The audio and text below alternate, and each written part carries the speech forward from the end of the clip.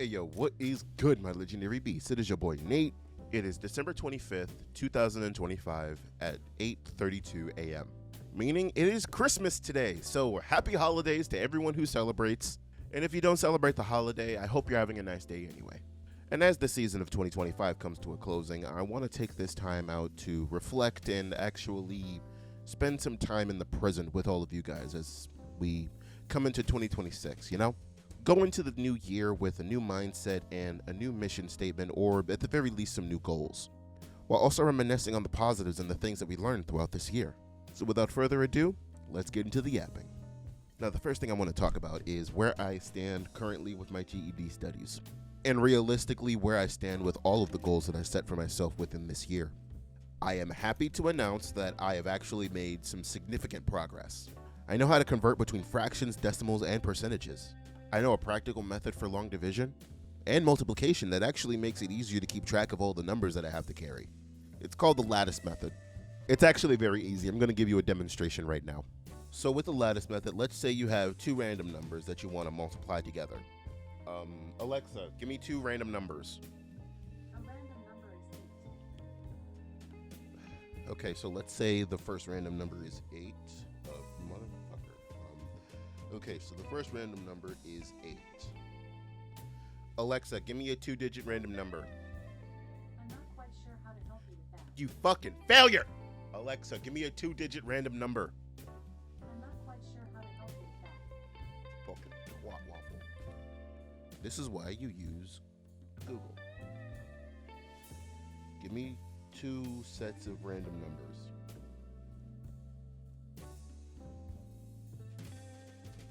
Here are 2 sets of random numbers generated between 1 and... No, give me 2 sets of 2-digit numbers. Basically like 20 and 16. Why the fuck didn't I just think of that in the first fucking place? 20 and 16. God damn it. Let's do 20 and 16. So this is 20 times 16. So what we do is we draw a line between the 2 and the 0, and draw a line between the 0 and the 16. Draw another line, and another line, and another line, and another line. So we do 0 times 1. Let me speak directly into the mic. 0 times 1, which is 0, and then 0. 0 times 1, which is 0. 1 times 2 is 2. So we put 0 and then 2. 6 times 0 is still 0. And 6 times 2 is 12. Now we just add all of the columns up. We put 0 in this bottom column. 0 plus 0 plus 0. 0 plus 0 plus 2 is 2. 0 plus 2 plus 1 is 3. And then the next 0. So the remaining number would be 320. See? Pretty simple, right? Let me end that one. I know how to solve for the quadratic formula, which is the video that I'm actually going to show you tomorrow, actually. Here's a sneak preview of it. Okay, so I think I identified my biggest problem when it comes to studying for the GED test or academically in general. I tend to think ahead way too often. So much so to the point where I'm going way too fast and I end up fucking up a lot and making small, unnoticeable mistakes that actually lead to something catastrophic. I'll give you an example. Let's say I'm given this question. Given f times x equals x squared and g times x equals 8x minus 15 graphed on the same set of axes, which value/values of x will make f of x equals g of x? And my drive for actually learning new things is increased exponentially. I want to learn so much, which brings me to the next problem that I actually have had difficulty dealing with for a little bit. My whole artistic journey and me actually learning how to draw has been extremely complicated and overly fucking complex realistically, and I don't really understand how I'm supposed to learn how to draw and all this other shit. So I just bought a fucking book. I just bought a fucking book on how to learn how to draw, and I'm just gonna be reading that while I'm trying to fucking learn how to draw and all this other stuff, you know? Because not only is it something that actually gives back to the artistic community, which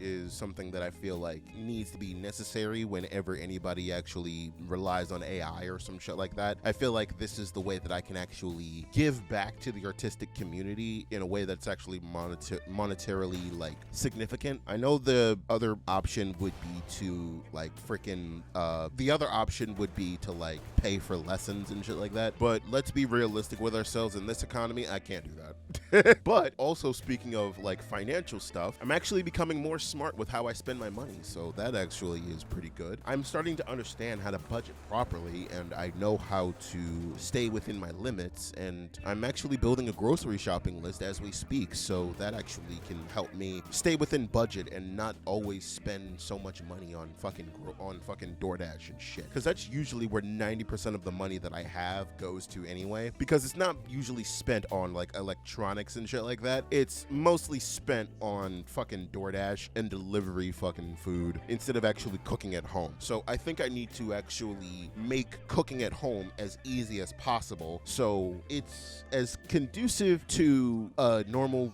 lifestyle and routine as can be humanly possible, making it so that I'm actually more likely to cook at home instead of relying on shit like DoorDash. Side note, can I just complain about something with DoorDash for a fucking second? Okay, I know this is gonna make me sound like a complete fucking asshole, but this has been a fucking problem that I've been experiencing ever since I've been living in New York, and it's an issue that I've really been getting really fucking annoyed with for the longest goddamn time, and it's basically like a fucking rule that I have in my head. If I order DoorDash or Uber Eats or any like fucking delivery service like that, and the delivery person does not bring the food upstairs to me, if I'm on like a top floor or something, or if they don't bring the fucking food to my like doorstep or some shit like that, I remove the tip.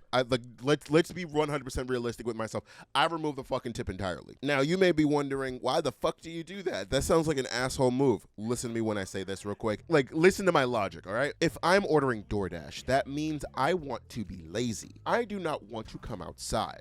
I do not want to have to experience any part of getting ready in any sense of the imagination in order to go and get my fucking food. I just want to be able to go on my phone and then just fucking pick out a thing that I want to eat, tap a couple of buttons, and then all of a sudden I get a text message that food is at my door. I open my door, go in my fucking room, and eat my goddamn 2 fucking McPounders like a goddamn food goblin in my goddamn shit den with my fucking unhygienic habits. Yes, I'm a disgusting little pig monster, but fuck it. This is America. We all deserve to have that at least once in our fucking lives, okay? Now, what is the big deal about me having to come downstairs in order to get the food? This is my fucking problem with that, okay? If I have to come downstairs to get my fucking food, that defeats the purpose of that person delivering the food anyway, you know? Because let's take it for this example. Let's say the food comes out to $20. The food comes out to $20, and you guys know that DoorDash and Uber Eats tack on a fucking $6 fee in order to fucking deliver the food, right? And then you gotta equate tax into that shit, and then you have to add on the tip after that. So now instead of paying $20 for a singular item, you are now paying damn near. So now instead of paying $20 for a singular item, you are now paying, let's say, $34 or $36 for one singular item just for the convenience of it being brought to you. And now that I paid that extra money to get the fucking food delivered to me, and you have completed 75% of the goddamn work of bringing the food out of the store to my damn apartment complex, to the front lobby door, and now you're gonna fucking piss off at the last 25% and call me to come downstairs to get the fucking food even though the door is wide goddamn open? Because let me put this in fucking perspective for you. In order to come downstairs, in order to get the food, I have to put on a shirt, put on some pants, put on some socks, put on some sneakers, because I do not want to get arrested for indecent exposure by coming downstairs in my fucking drawers. So with all that being said, I put on my shirt, I put on my pants, I put on my socks, I put on my shoes. What the fuck is the purpose of you now? I could have just skipped the fucking extra money and then just went to the fucking store myself and saved the $16. You see how making me come downstairs erases the purpose of your job? Everybody's gonna be on my goddamn nuts about the fucking, oh, you are such an evil person for not tipping and all this other shit. Suck my dick. We have a fucking pedophile in office. We cannot pretend like we have the fucking moral high ground. Shut up.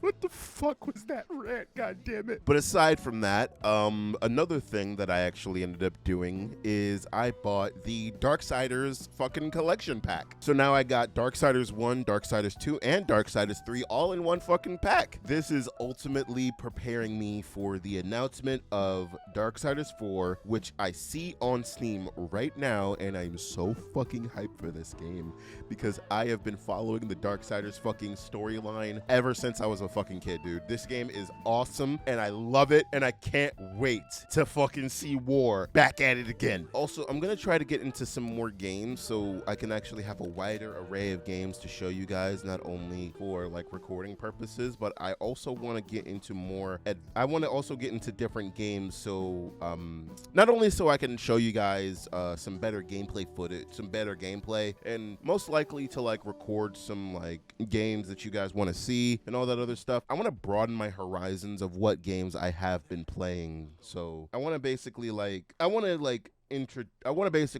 get better. I want to basically broaden my horizons in whatever games that I've been playing recently, because the games that I've been playing have all been like samey and they've all been like fucking meh. So like I want to broaden my horizons in the types of games that I've been allowing myself to play. So I'm going to be looking more into indie titles, more early access games, and things that have been more cultivated by small indie development teams, because those honestly are where you can find the diamonds in the rough. Those places in those corners of game development are where the actual gems lie, not these fucking AAA pieces of shit, because they've honestly dropped the fucking ball majorly, so much so in the past couple of years that it's just surprising that 90% of AAA development companies are still fucking active and alive to this goddamn day, when most of these indie development teams can actually outperform a lot of the fucking awe-inspiring, like quote unquote industry standard shit that most of these companies are trying to fucking push on us all the goddamn time. I think Silksong and Schedule 1 is the biggest examples that we can give about how much the indie development sector has pushed gaming forward in means of storytelling and actual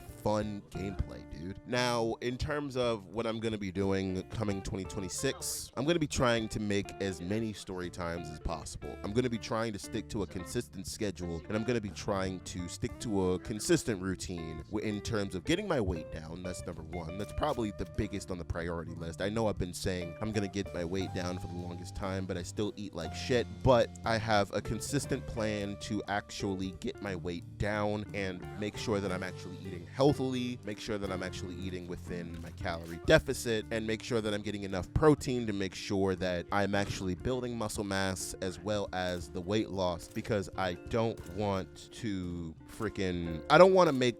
have it so that I am just automatically in a fucking weirdo zone. I don't know what the fuck I'm saying, but you know, I want to make sure that I'm in the calorie deficit without having to fucking I just got word that on YouTube it looks like Legends Yapping Twitch Awards drama may not be appropriate for younger audiences under our community guidelines. What we found, your content was age restricted because of our community guidelines. Certain types of adult sexual content such as nudity, sexual audios, including illicit language or narratives and excessive vanity or lewd language. YouTube, I want to genuinely ask you this. Like, I just got this video age restricted. Didn't you fucking say that 90% of YouTube isn't for kids? Why the fuck would it even need to be appropriate for younger audiences if kids aren't even supposed to be on YouTube in the first fucking place? That's my question. That's the question that people need to ask you right now. If it's not appropriate for younger audiences, doesn't that actively go against COPPA? Like, doesn't that actively go against that? Like, if it's not appropriate for younger audiences, that means that it should be allowed on the fucking,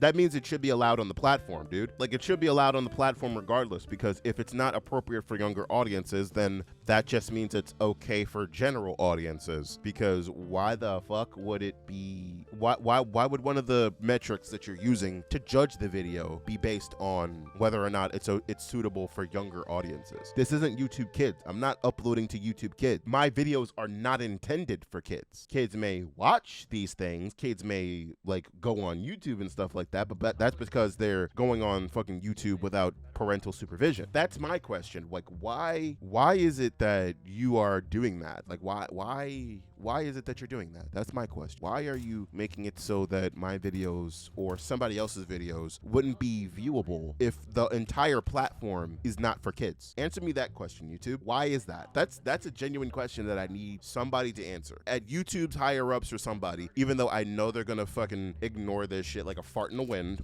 I know they are. Who cares? But we actually should be asking them this question as a community, as YouTube, as like freaking, as like a community, and as like individuals in general. If YouTube is not supposed to be targeting content towards kids because of the whole COPPA situation and because of the whole children on the internet thing, you're not supposed to be advertising your content towards kids. And even if you do advertise your content towards kids, you're going to be delisted anyway. So that brings up the most important question of why does it need to be appropriate for kids if your content is not going to be marketed towards kids? If it's not supposed to be marketed towards kids, where the fuck is the line, YouTube? What do you want from me? That's my question.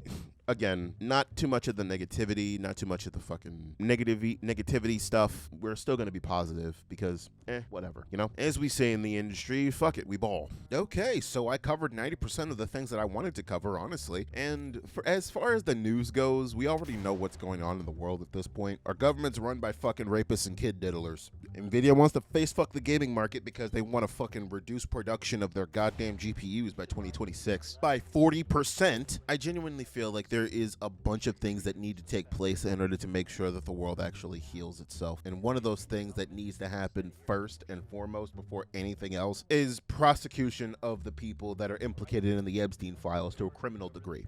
But thank you guys so much for watching this video. If you liked it, then please hit that like button down below. If you want to watch more content like this in the future, then please hit that subscribe button and hit that notification bell so you can stay up to date on all the things that I do in the future.